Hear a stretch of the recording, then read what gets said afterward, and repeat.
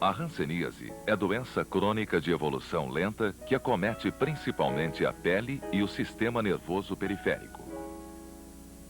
Entre os nervos mais acometidos no membro superior, encontra-se o nervo mediano, responsável pela inervação motora dos músculos da região tenar, com ação preponderante sobre os movimentos do polegar. Entre eles, o complexo de movimentos responsáveis pela oposição do polegar aos demais dedos. A mão, enquanto instrumento de preensão, depende basicamente da capacidade de oposição do polegar para a execução de tarefas indispensáveis às atividades da vida diária. Ainda que algumas espécies de macacos possuam a capacidade de opor o primeiro dedo, é no homem que este movimento encontra-se desenvolvido em toda sua plenitude. Analisando os movimentos do polegar, verificamos que ele participa na formação de diferentes tipos de pinças de preensão. Na apreensão de um prego ou parafuso, empregamos uma pinça de precisão com a participação do polegar e do indicador. Na apreensão cilíndrica, como no caso do uso de um martelo, os demais dedos envolvem o objeto e o polegar completa firmemente a apreensão para que haja um uso efetivo do instrumento. A pinça trípode envolve o polegar oposto ao segundo e terceiro dedos, permitindo a empunhadura do instrumento e um perfeito controle sobre os movimentos delicados para a execução desta tarefa. O mesmo pode ser dito da escrita manual, que é tarefa fundamental da atividade humana. Em algumas atividades, utilizamos dois tipos de preensão para diferentes momentos da tarefa. No caso da troca de uma lâmpada, iniciamos com uma preensão trípode de precisão no momento de ajustar a base da lâmpada no soquete. Após o ajuste, automaticamente passamos a utilizar uma preensão de maior força para prender a lâmpada. Cientes das inúmeras possibilidades de uso das combinações das pinças, é fácil compreender o enorme transtorno que significa a perda da oposição do polegar. Ainda que a reparação da oposição do polegar tenha sido preocupação de muitos cirurgiões, foi Bunnell, em 1938, quem determinou os fundamentos da técnica de reparação. A primeira consideração de Bunnell é de que a tração do tendão transferido deverá ser feita a partir de um ponto próximo ao osso pisiforme. Em outras palavras, ele se refere ao fato de ser necessário criar-se uma polia por onde passará o tendão transferido, nas vizinhanças do osso pisiforme. A segunda consideração se refere à forma de inserção. O tendão transferido deverá promover adequado efeito de abdução na articulação proximal do polegar e efeito rotatório da falange proximal e do metacarpiano. As diferentes técnicas disponíveis atualmente seguem basicamente estes princípios estabelecidos por Bunnell, estando suas diferenças baseadas em diferentes modos de construir a polia e sistema de realizar a inserção do tendão. A técnica descrita por Bunnell foi modificada por Paul Brand, que foi responsável também por importantes estudos em relação à fisiopatologia das deformidades em hanseníase. Sua modificação reside basicamente na utilização do canal de Guion como polia e na dupla inserção do tendão transferido. Sumariamente, a técnica consiste na desinserção do tendão do flexor superficial do quarto dedo ao nível da falange proximal, sua retirada no antebraço, a passagem do tendão pelo canal de Guion, a divisão do tendão em duas fitas e a inserção de uma das fitas no tendão do extensor longo do polegar e da outra no adutor do polegar. As condições pré-operatórias básicas são isolamento e fortalecimento do músculo flexor superficial do quarto dedo e a existência de um ângulo de abdução de no mínimo 45 graus. O procedimento inicia-se pela marcação das diferentes incisões necessárias. Na face volar da falange proximal, a 1 centímetro distal e radial a projeção do osso pisiforme. Na porção distal da face anterior do antebraço. Na porção média do primeiro metacarpiano. No dorso da falange proximal do polegar e na face ulnar da articulação metacarpofalangiana. Pela incisão na face volar da falange proximal, expõe-se o tendão flexor superficial do 4º dedo.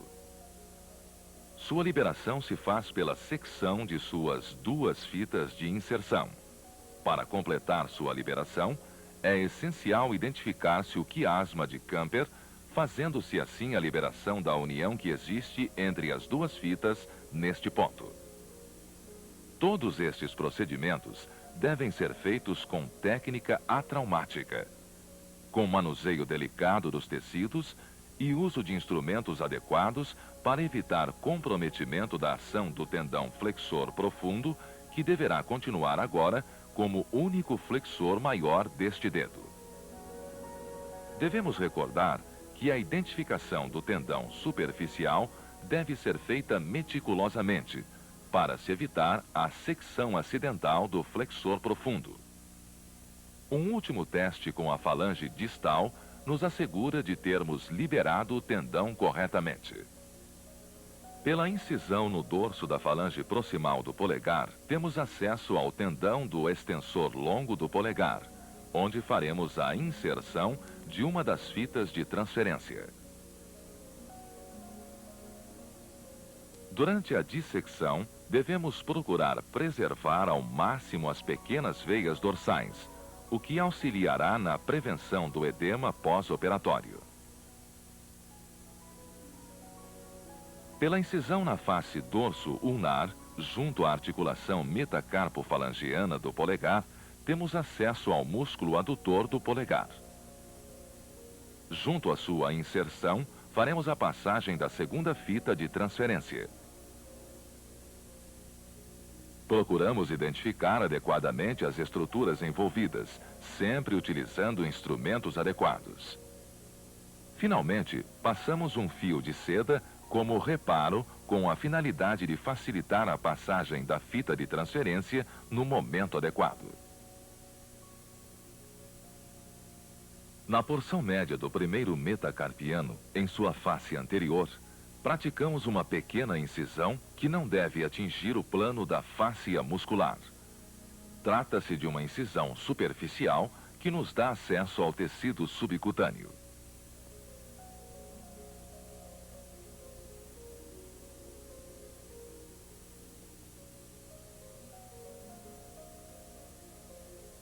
Com tesoura, podemos fazer uma pequena divulsão para permitir uma melhor penetração do tunelizador no momento oportuno.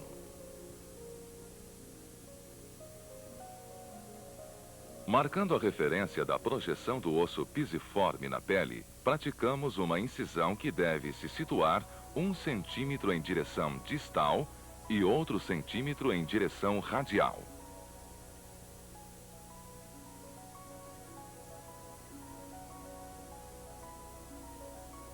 A incisão deve ser aprofundada cautelosamente até encontrarmos uma modificação do tecido adiposo.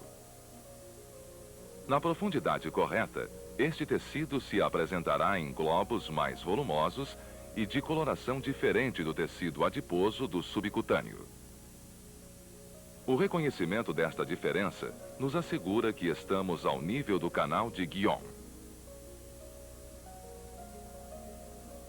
A última incisão é feita na porção distal do antebraço e serve para a retirada do tendão do flexor superficial que já foi liberado de sua inserção no dedo.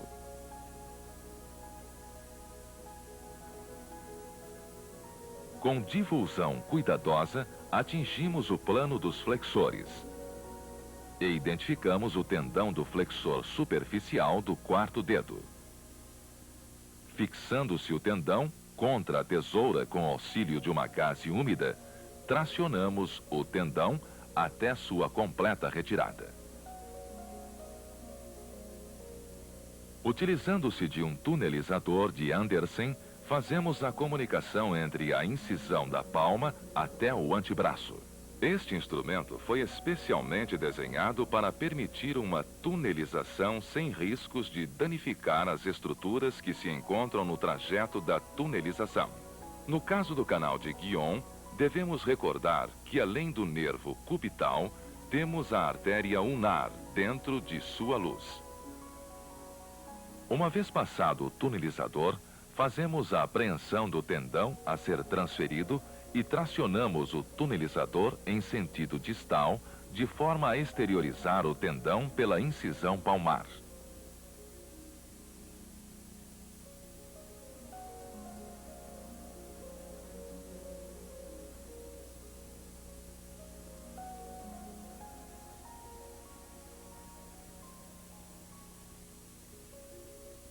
Em sequência, introduzimos o tunelizador pela incisão feita sobre a região do primeiro metacarpiano e procedemos à tunelização no sentido da incisão anterior, tendo o máximo cuidado de manter o tunelizador ao nível do subcutâneo desta região.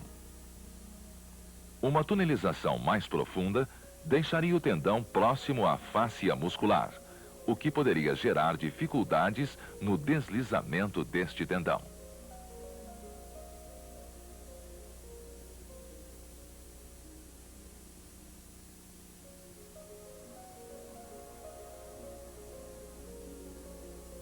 Uma vez passado o tendão para a região do primeiro metacarpiano, procedemos à divisão deste tendão em duas fitas.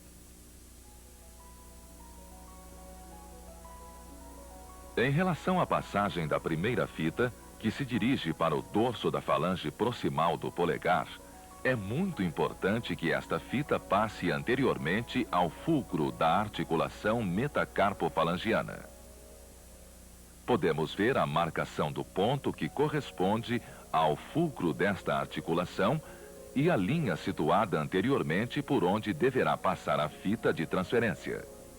O tunelizador deve seguir exatamente esta linha no momento de sua passagem. Com o bisturi, pratica-se uma pequena incisão longitudinal no tendão extensor e a fita de transferência é passada para esta posição com auxílio de uma pinça hemostática.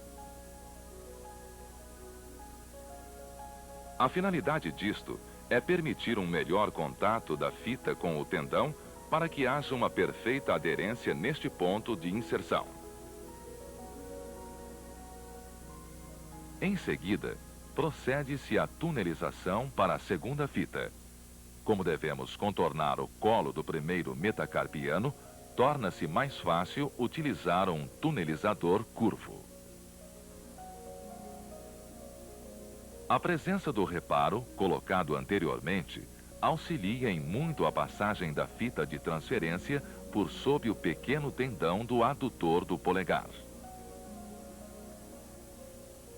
Aqui podemos ter uma visão geral da cirurgia após o posicionamento das fitas, imediatamente antes do procedimento de sutura.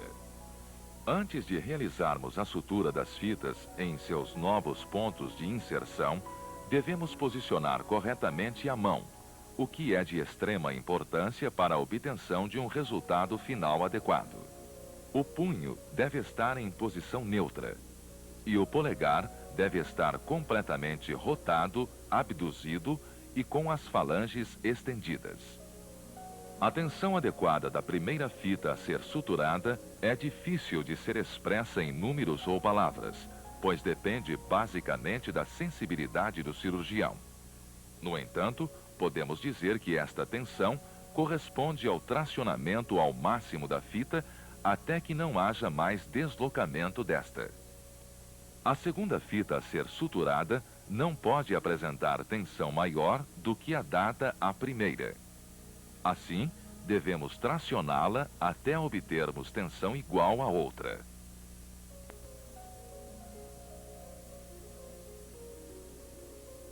Uma vez feitas as suturas das fitas, passamos ao fechamento das incisões, o que pode ser feito com pontos de fio de nylon.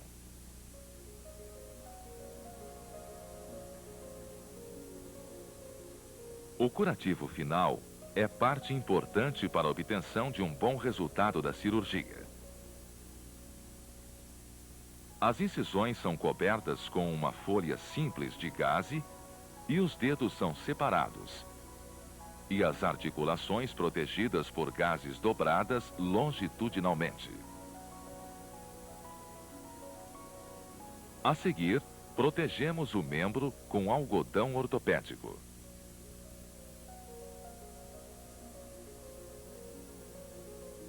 Por fim, aplicamos uma tala gessada que será fixada por uma fina camada de gesso circular.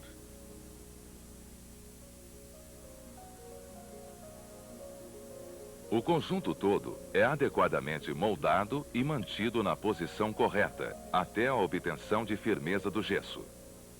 Os dedos devem estar estendidos, as metacarpofalangianas flexionadas e o polegar oposto com a interfalangiana estendida. O acompanhamento fisioterápico no pós-operatório é fundamental para um bom resultado final.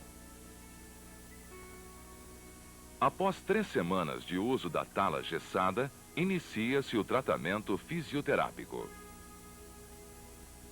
Durante as próximas semanas, serão feitos exercícios inicialmente passivos e mais tarde ativos, mobilizando as articulações envolvidas, assim como será estimulado o uso do músculo transferido em sua nova função. Por fim, o paciente será atendido no serviço de terapia ocupacional, onde o uso da transferência será fixado na mente do indivíduo, fazendo com que ele definitivamente esqueça o antigo padrão de preensão e passe a utilizar sua mão com maior eficiência em todas as suas atividades diárias.